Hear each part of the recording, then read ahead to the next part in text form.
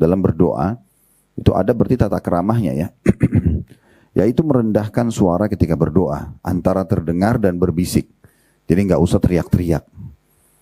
Karena rasionalnya ya, kalau misalnya kita sedang berbicara dengan seorang pemimpin manusia lah, nggak usah kita bicara masalah pemimpin di kantor atau apa, kita langsung bicara saja presiden misalnya. Ya, itu gak mungkin saya yakin kita akan berbicara dengan tutur kata atau intonasi yang tinggi. Saya yakin gak mungkin. Kita pun juga akan memilih tutur kata yang pas gitu ya. Kita juga akan meringkas, menjaga sikap kita. Itu dengan manusia. Bagaimana dengan sang pencipta alam semesta ini? Allah subhanahu wa ta'ala, raja yang sebenarnya, dan dia yang abadi selamanya gitu kan. Zat yang maha kuat, maha perkasa, maha kuasa. Dia memberikan rezeki, dia menghidupkan dan mematikan, menggantikan siang dan malam. Dan banyak sekali sifat-sifat Allah yang maha sempurna. Harusnya kita menjaga adab itu. Jadi cukup antara kita sama diri kita saja. Maksudnya kita berbicara tidak juga dalam hati, tidak juga teriak. Berada di antara keduanya.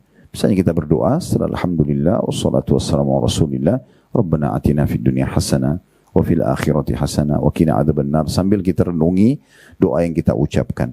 Kalau Bapak Ibu lebih merasa tenang dengan membaca bahasa Indonesia, boleh saja. Tidak masalah. Kita boleh berdoa dalam bahasa kita. Yang penting jangan pernah sia-siakan kesempatan untuk berdoa. Allah berfirman, "Ud'u rabbakum tadarruan wa khufiyah, innahu la yuhibbul mu'tadin." Berdoalah kepada Rabbmu dengan berendah diri dan suara yang lembut. Sesungguhnya Allah tidak menyukai orang-orang yang melampaui batas. Rupanya ada satu sahabat, dia ingin praktekin ini tapi dia belum paham adabnya. Waktu kudanya dia dalam perjalanan dengan Nabi SAW lagi naik di atas gurun, bukit gitu, dia berteriak Allahu Akbar dengan suara keras. Maka Nabi SAW panggil dia, lalu mengatakan, kecilkan suaramu, karena yang sedang kamu panggil dan kamu seru Allah tidak tuli. Artinya walaupun kamu kecil-kecil sudah cukup. Nggak perlu teriak-teriak gitu. Ya. Jadi ini poin juga penting untuk kita tarik dalam adab kita dalam rumah tangga. Bersama suami istri. Santun, ramah, kan enak banget. Bicara pelan, nggak usah teriak-teriak. Itu bagus. Banyak anak-anak itu tumbuh besar dalam kondisi suka teriak-teriak karena orang tuanya. Ya, kadang-kadang dia tidak sadari. Mereka sering bertengkar depan anak-anaknya, sering teriak-teriak. Padahal sebenarnya bisa dengan sangat baik, sangat santun, sangat ramah. Mudah kok sebenarnya. Tapi syaitan tunggangi agar emosional didahulukan. Dan akhirnya hilanglah tata krama yang ada harusnya dijaga gitu ya. Itu contoh-contohnya. Ini dalil yang pertama surah Al-A'raf ayat 55. Jangan teriak-teriak ya. Dan yang dimaksud Allah tidak menyukai orang-orang yang melampaui batas. Dia suka jadikan itu polanya. Itu melampaui batas. Kalau diingatkan seperti ini, oh ternyata nggak boleh ya. Terus dia ubah, itu bagus. Tapi ada orang nggak disampaikan tapi nggak mau dengar. Nah, itu namanya melampaui batas. Kalau sudah sampai padanya hujjah, argumentasi, dalil-dalil, tapi tetap saja dia mau melanggar, maka itu orang mu'tad namanya. Orang yang melampaui batas. Ya. Baik, poin B-nya atau dalil kedua di poin ketiga ini merendahkan suara ketika berdoa. Dalilnya adalah surah Al-A'raf ayat 205. Masih surah yang sama, cuma beda urutan ayat. Kalau tadi ayat 55, sekarang ayat 205. وَاذْكُرْ رَبَّكَ فِي نَفْسِكَ تَضَرُّعًا وَخِيفَةً وَدُونَ الْجَهْرِ مِنَ الْقَوْلِ بِالْغُدُوِّ وَالْآصَالِ وَلَا تَكُنْ مِنَ الْغَافِلِينَ. Dan sebutlah nama Rabbmu dalam hatimu dengan merendahkan diri dan rasa takut, dan dengan tidak mengeraskan suara. Nah ini yang digaris bawah ini. Ya. Tidak boleh ngerasin suara. Di waktu pagi dan petang. Maksudnya sepanjang pagi sampai malam, sepanjang malam sampai pagi lagi. Jadi selama hidup kita. Dan janganlah kamu termasuk orang-orang yang lalai. Saksi bahasan kita, dilarang dunal jahri minal qaul, mengeraskan suara. Nah, ini bahasa sini lebih tepatnya orang teriak-teriak gitu ya. Tidak ada sopan santun dengan Allah subhanahu wa ta'ala. Dan ini sebenarnya bermula juga dari kita. Tadi ya, kalau kita biasakan selalu bicara santun, ramah, itu maka akan terbawa. Dengan manusia akan terbawa. Ya, bagaimana kita mengucapkan itu kepada sang pencipta Allah subhanahu wa ta'ala. Dalil ketiga, hadits Abu Musa radhiyallahu anhu, beliau mengatakan, kami pernah bersama Nabi SAW dalam suatu perjalanan jauh. Lalu orang-orang ada yang berteriak bertakbir. Maka Rasulullah SAW bersabda, irba'u ala anfusikum. Innakum la tad'una asam wala ghaiba. Innakum tad'una sami'an qariban wa huwa ma'akum. Wahai sekalian manusia, rendahkanlah suara kalian. Sesungguhnya kalian tidak menyeru Tuhan yang tuli dan jauh. Sesungguhnya ya, kalian menyeru Tuhan yang maha mendengar dan maha dekat, dan dia selalu bersama dengan kalian. Footnote nomor 20 di bawah, diriwayatkan oleh Imam Bukhari dan juga Imam Muslim. Riwayat ini tadi yang sudah kita sempat singgung ya. Tapi ini bentuk riwayat yang lain cuma semakna. Artinya ada orang yang sempat bertakbir dengan suara keras, akhirnya ditegur oleh Nabi SAW. Artinya di sini dikatakan Allah bersama kalian dengan ilmu dan pandangannya, karena kata bersama memiliki dua makna, bersama dalam pengertian umum dan bersama dalam pengertian khusus. Adapun pengertian umumnya adalah Allah mengetahui dan mengawasi hamba-hambanya, dan dia di atas arsy-Nya, singgasananya, sesuai dengan keagungannya. Dan dia maha mengetahui segala apa yang ada di dalam diri hamba-hambanya, tiada yang tersembunyi baginya. N-nya besar, kata ganti Allah.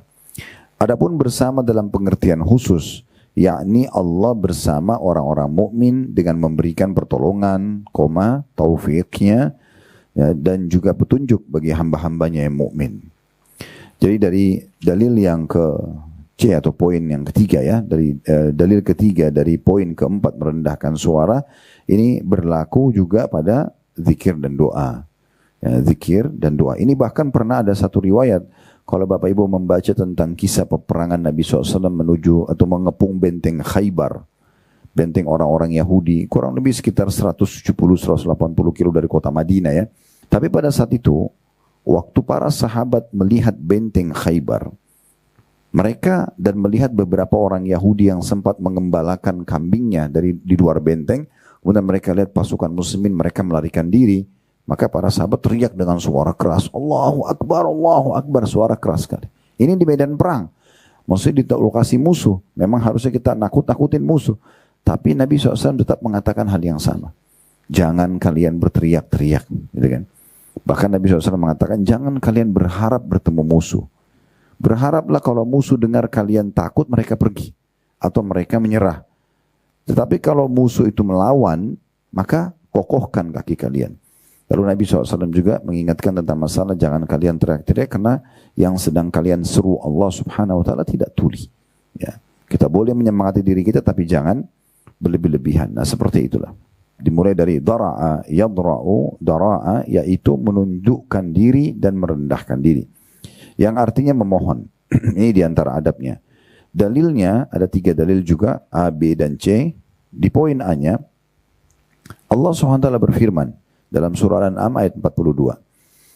فَأَخَذْنَاهُمْ بِالْبَأْسَاءِ وَالضَّرَّاءِ لَعَلَّهُمْ يَتَضَرَّعُونَ فلولا إذ جاءهم بأسنا تضرعوا ولكن قست قلوبهم وزين لهم الشيطان ما كانوا يعملون.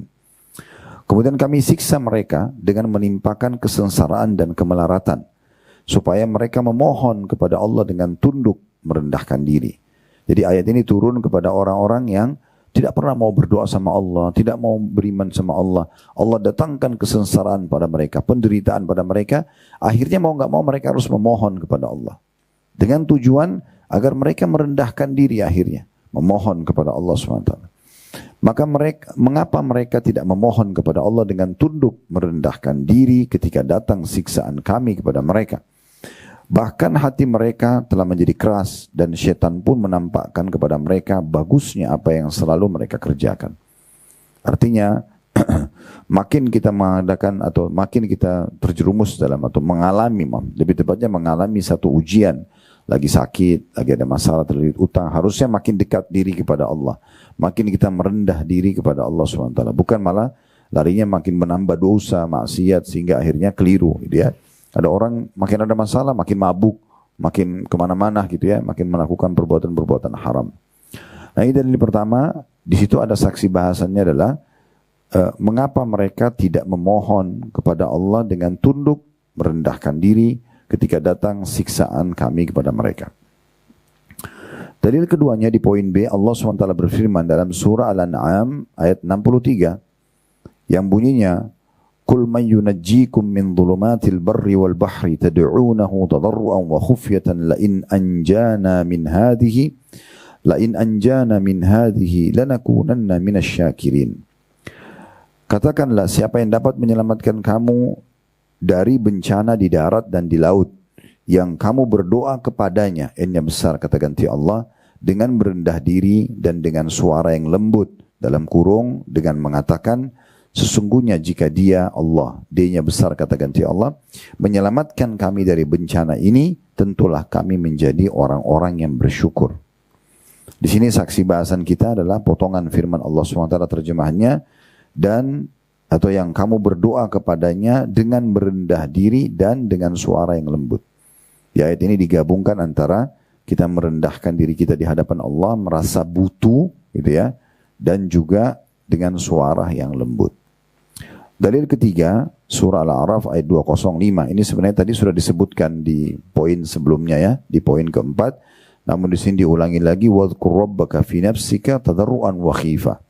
Kalau tadi dalil ini dijadikan sebagai pegangan untuk tidak mengeraskan suara, kalau di sini yang ingin dititik beratkan adalah di potongan pertama, dan sebutkanlah nama Rabbmu dalam hatimu dengan merendahkan diri, ya, tadarruannya. Kemudian baru khifah, ya, rasa takutnya.